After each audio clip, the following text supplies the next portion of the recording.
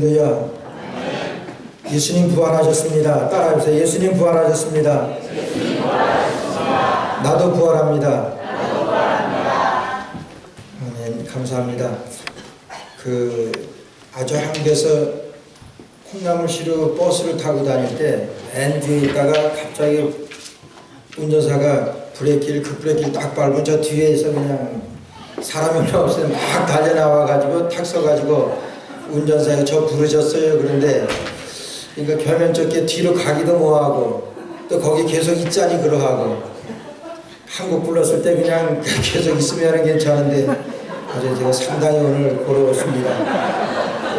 옛날 같으면 아주 부끄럽고 그럴 텐데 요새는 뻔뻔해져서 뭐 별로 이렇게 부끄럽지도 않네요. 오늘 부활절인데요.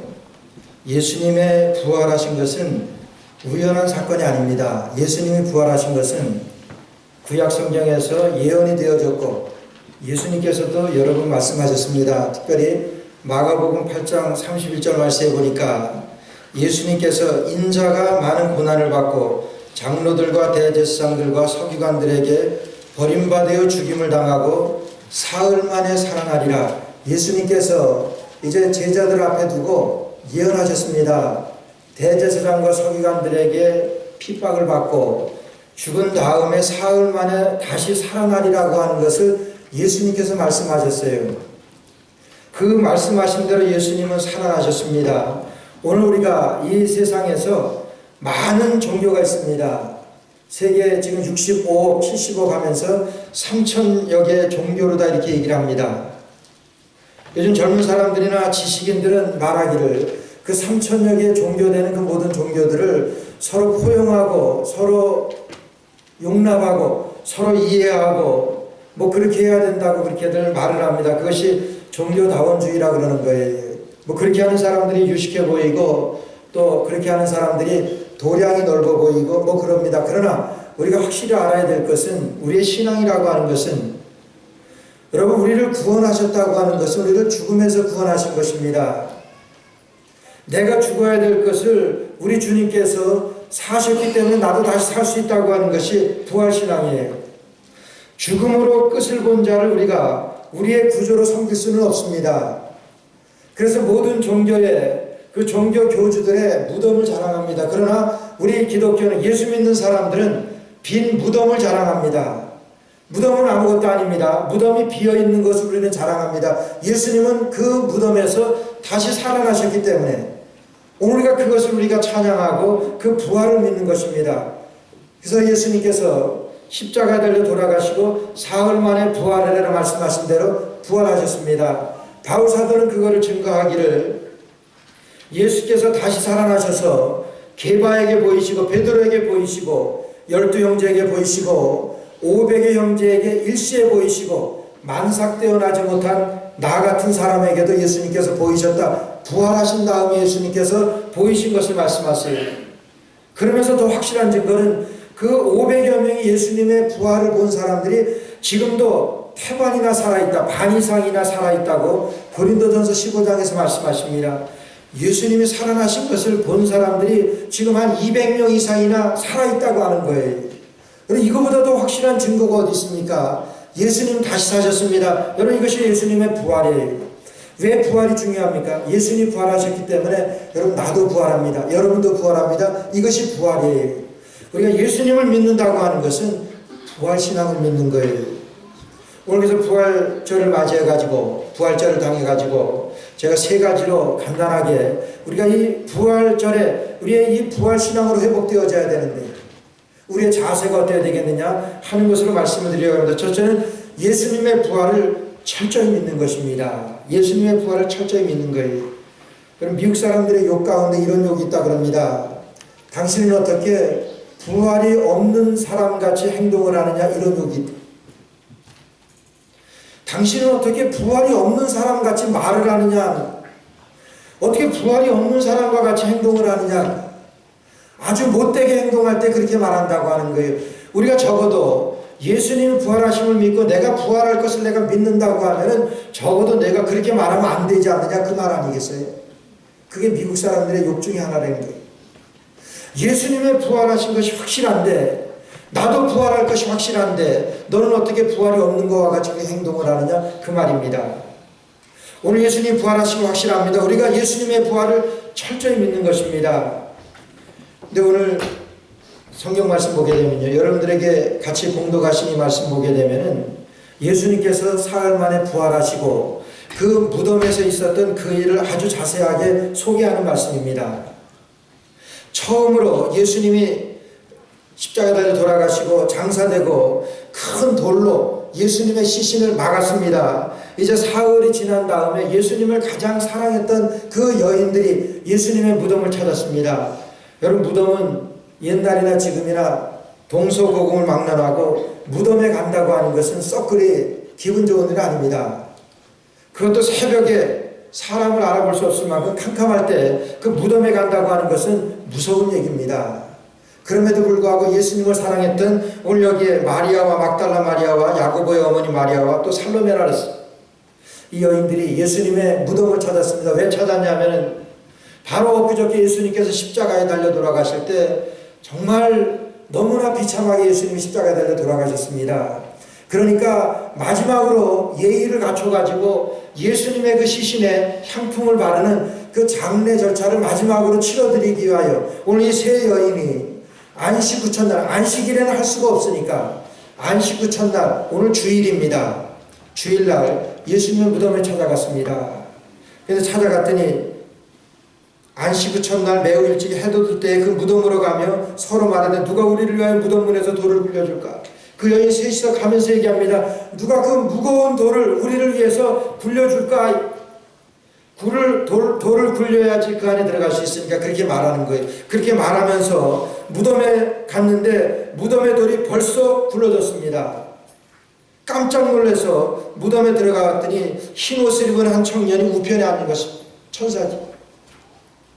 흰 옷을 입은 한 청년이 우편에 앉은 것을 보고 청년이 이르되 놀라지 말라. 너희가 십자가에 못 박히신 나사렛 예수를 찾는구나. 너희가 지금 예수님을 찾아왔구나. 놀라지 말아라. 그 예수님은 예수님께서 말씀하신 대로 그가 그의 제자들과 베드로에게 이르기를 예수께서 너희보다 먼저 갈릴리로 가시나니 전에 너희에게 말씀하신 대로 너희가 거기서 배우리라 하라 하는지, 말씀하신 대로 예수님께서 먼저 갈릴리로 가셨다. 지금 천사가 이렇게 증거를 합니다. 8절에 보니까 여자들이 심히 놀라 떨며 나와 무덤에서 도망가고 무서워하며 아무에게 아무 말도 하지 못하더라. 지금 이 말을 하라고 그랬는데 그 여자들이 너무 무서워가지고 아무 말도 하지 못합니다. 어쩌면은 우리의 모습을 그대로 반영을 합니다. 여러분, 예수님께서 십자가 달려 돌아가시고 3일 만에 부활하신다고 그랬는데 아이러니하게도 예수님을 가장 사랑했던 이 여인들이 예수님을 찾아와서도 예수님이 부활하실 것이라고 하는 것은 눈꽃만큼도 기대하지 않았습니다. 깜짝 놀라는 거예요. 예수님이 부활하셨다고 그러는데도 믿질 않습니다. 오늘 여기서 그대로 나오잖아요. 8절에 9절에 보니까 예수께서 안식 후 첫날 이른 아침에 살아나신 후 전에 7 귀신을 쫓아내어 주신 막달라 마리아에게 먼저 보이시는 마리아가 가서 예수와 함께하던 사람들의 슬피 울고 있는 중에 이 일을 고하며 그들은 예수의 살아나셨다는 것과 마리아에게 보이셨다는 것을 듣고도 믿지 아니하니라. 자, 이제는 한 수 더 나가가지고 제자들에게 이것을 말하는 거예요. 지금 천사가 예수님이 살아나신 것을 우리에게 말했다. 이 말한 것을 당신들에게 가서 증거하라고 했다. 그것을 본 것을 들은 대로 그대로 말하는데도 제자들이 믿으려 하지 않습니다. 아니, 안 믿습니다. 여러분, 이 이후에도 제자들에게 나타나셨을 때, 예수님이 나타나셨을 때 그 자리에 도마가 없었잖아요. 도마는 그럽니다. 당신들이 다 부활하신 예수님을 만났다고 하더라도 나는 예수님의 그 창자국에다 손가락을 넣어보지 않으면 난 믿지 않겠다. 이러던 사람들이에요. 어떻습니까? 우리의 모습이 아니에요. 정말 예수님의 부활을 믿는다고 하면서도 어디까지 우리가 부활을 믿습니까? 예수님의 부활을 믿는다고 하는 것은 예수님이 잠자는 자들의 첫 열매가 되신다고 그랬어요. 여러분, 제가 여러분들에게 여쭤보면 죽으면 천국 갈 거 믿습니까? 그러면 대개는 죽어봐야 합니다. 뭐 이럴 거예요. 여러분, 부활신앙이 아닙니다. 부활신앙이라고 하는 것은 당신 죽으면 천국 갈 거 믿습니까? 예, 믿습니다. 여러분, 바울사도가 어떻게 증거합니까? 바울사도는 그 신앙의 사람이었어요. 내가 아버지께로 가는 것이 더욱 좋사오나 내가 지금 이 자리에 있는 것은 당신들의 믿음을 위해서 있습니다. 그런 내가 지금 죽어서 천국 가고 싶은 마음이 정말 굴뚝 같은데 그거예요. 내가 지금 죽으면 천국 갈 수 있는 그런 확신이 있는데 지금 내가 이 자리에 있는 것은 당신들의 믿음을 좀 더 굳게 해주기 위하여 내가 지금 이 자리에 있는 것입니다. 바울 사도의 고백입니다. 여러분, 그런데 제자들이 예수님을 안 믿어요. 제자들이 예수님의 부활하신 것을 믿지 않아요. 저는 성경을 읽으면서 이 부분에서 정말 깜짝 놀랍니다. 여러분, 정말 이 성경이라고 하면, 성경이 우리의 부활을 위해서 쓰여진 것이라고 하면 여러분 이렇게 말씀하겠습니까? 예수의 부활에 대해서 증거할 때에 그들이 믿었더라, 이것이 맞는 것 아니에요? 예수님이 살아계실 때도 예수님이 부활하신 것을 말씀하셨습니다. 죽으신 다음에는 부활하셨습니다. 그리고 제자들에게 나타나셨어요. 오늘 먼저 마리아에게 나타나셔가지고 이것을 말하라고 그랬어요. 당신들에게 말씀하신 대로 예수님 살아나셨습니다. 그렇게 하는데도 제자들 믿지 않아요. 오늘 성경이 얼마나 정확한 말씀, 얼마나 사실적으로 표현한 말씀이냐 하는 거예요. 예수님이 그렇게 말씀하셨지만은 나 그거 잘 믿지 못하겠어요. 그런 모습 아니에요. 여러분, 마태복음이나 마가복음, 누가복음, 요한복음은 사복음이라 합니다. 공간복음이라 해요. 예수님이 하신 행적들을 기록한 거예요. 그것을 보게 되면은 예수님이 부활하실 것이라고 본인이 직접 말씀하신 곳이 여러 곳에 나옵니다. 그러고 나서 예수님이 부활하신다고 말씀하시고 부활하셨는데도 그것을 믿으려고는 하질 않아요. 더 한 가지 아이러니한 것은 예수님이 부활하셔가지고 여러분 제일 처음에 누구에게 나타나셨다고 그랬어요? 막달라 마리아, 7 귀신 들렸던 막달라 마리아에게 나타났다고 그러셨어요. 예수님이 그럼 부활하셨으면은 제일 처음에 나타나시는 것을 여러분 누구에게 나타나야지 좀 정신 차리겠어요? 예수님을 십자가에 못 박아 죽여야 된다고 얘기했던 대제사장이나 서기관들, 이런 사람들에게 예수님이 나타나셔서 그들에게 봐라, 너희들이 나를 죽였지만은 내가 살아났다, 그렇게 하면서 나타나면은 더 효과 있지 않겠습니까? 지금 여인에게 나타났어요. 그 당시에 여인은요, 여러분 오병이의 기적을 행하고 나서도 오병이의 기적에 참여했던 그 떡과 그 물고기를 먹었던 사람들을 칠 때도 5,000명을 먹이고 그 5,000명을 먹였다 할 때 여자와 아이들은 치지 않았다 그랬어요. 여자와 아이들을 치지 않았다고 하는 것은 그 당시에 여자는 바른 것을 보고 바로 말해도 그걸 믿지 않을 시대입니다. 법정에서 여자들은 누가 죽이는 거 봤습니다, 증인으로 채택될 수도 없는 그런 상황의 여자, 그 당시의 여건입니다. 그런데 예수님께서는 막달라 마리아에게 나타나셨어요. 여러분, 그 막달라 마리아가 말하는 것을 누가 믿겠습니까? 그리고 성경에 보니까 여러분 마가복음은 지금 여기에서 청년 한 사람이 지금 무덤 안에서 혼자 그 천사가 있었다 그랬어요. 여러분 누가복음에 보세요. 천사 둘이 있었다 그랬어요. 천사가 둘 안에 있었다 그럽니다. 여러분 마가복음, 누가복음을 보게 되면 천사가 그 돌 위에 밖에 있었다 그랬어요. 여러분 틀립니다. 정말 부활이 확실한 것이고 부활에 대해서 여러분 믿어야 합니다, 이렇게 증거하려고 하면은 여러분 적어도 이 정도는 입을 맞춰야 되지 않습니까? 맞추는 거 어렵습니까? 합치면 돼요. 마태나 마가 요한이나 누가나 요한, 사도 요한이나 여러분 기록한 거 말 맞추는 거 어렵습니까? 쉽습니다. 그러나 그들은 다 다르게 진술합니다. 다르게 기록을 했어요. 왜 그렇습니까? 본 대로 들은 대로 자기가 하나님 앞에 말씀을 받은 대로 그대로 기록한 거예요. 어떤 사람은 천사를 밖에서 봤다고 말합니다. 그럼 밖에서 봤다고 증거 여기에 기록을 한 거예요. 그러나 확실한 것은 내 복음에서 확실한 것은 뭐냐면 예수님 살아나셨다고 하는 거예요. 예수님 부활하신 그 확실한 것을 지금 증거하는 것이 사복음서에서 동시에 말씀하는 겁니다. 그러나 어떤 분은 밖에서 봤다 그러고 어떤 분은 안에서 천사를 봤다 그러고, 그건 대단히 중요한 것이 아닙니다. 중요한 것은 예수님이 다시 사신 것이 중요한 거예요. 그것을 지금 제자들에게 말하는데도 그것을 듣지 않으려고 말을 믿지를 않습니다. 12절에도 보니까 그 후에 저희 중 두 사람이 걸어서 시골로 갈 때 예수께서 다른 모양으로 저에게 나타나시니 두 사람이 가서 남은 제자들에게 고하였으되 역시 믿지 아니하니라. 예수님을 따라다니던 두 제자가 예수님 십자가 달려 돌아가시니까 이제 다 끝났다 이거예요. 사람이 죽으면 다 끝나는 것 아닙니까? 그래가지고 두 제자는 예루살렘에서 엠마오로 지금 실망하고 내려갑니다. 이제 다 틀렸다. 우리가 예수님을 따라다녔는데 그 예수님께서 십자가 달려 돌아가셨으니까 우리 이제 끝났다. 그러고 엠마오로 내려갑니다. 여러분, 엠마오로 내려갈 때 예수님께서 그 동행하는 자들과 그들 함께 하시면서 예수님께서 이제 그들에게 나타나셔가지고 그 두 제자가 제자들에게 예수님의 12제자가 있는 곳에 나가셔가지고 그것을 고백하는데 그것을 증거하는데도 그래도 믿지 않더라고 하는 거예요. 여러분, 이것이 우리의 모습 아닙니까? 부활신앙이라고 하는 것이, 우리가 예수님 부활하신 것을 믿는다고 하는 것이 여러분 이렇게 어려운 것 아세요?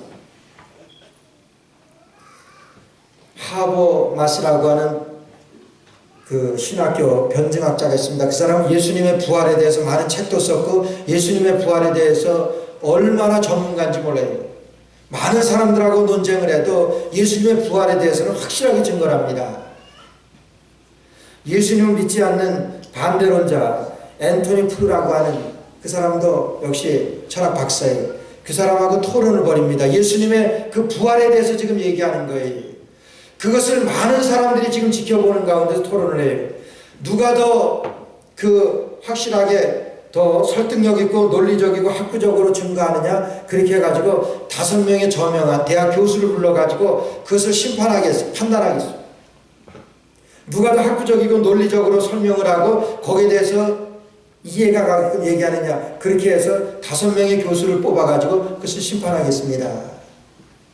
한참 디베이트를 했는데 결과로다가 그 5명 중에서 4명의 교수가 그 하버마스 박사가 증거하는 부활에 대해서 거기에다가 손을 들어줍니다.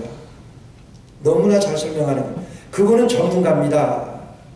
그래서 그분이 예수 그리스도의 부활에 대해서 확실하게 5대4로다가 5명 중에서 4명이 하버마스 박사라고 하는 그 예수님의 부활에 손을 들었어요. 맞습니다. 그래서 거기에서 많은 사람들이 예수님의 부활을 그들이 믿게 되었다고 하는 거예요.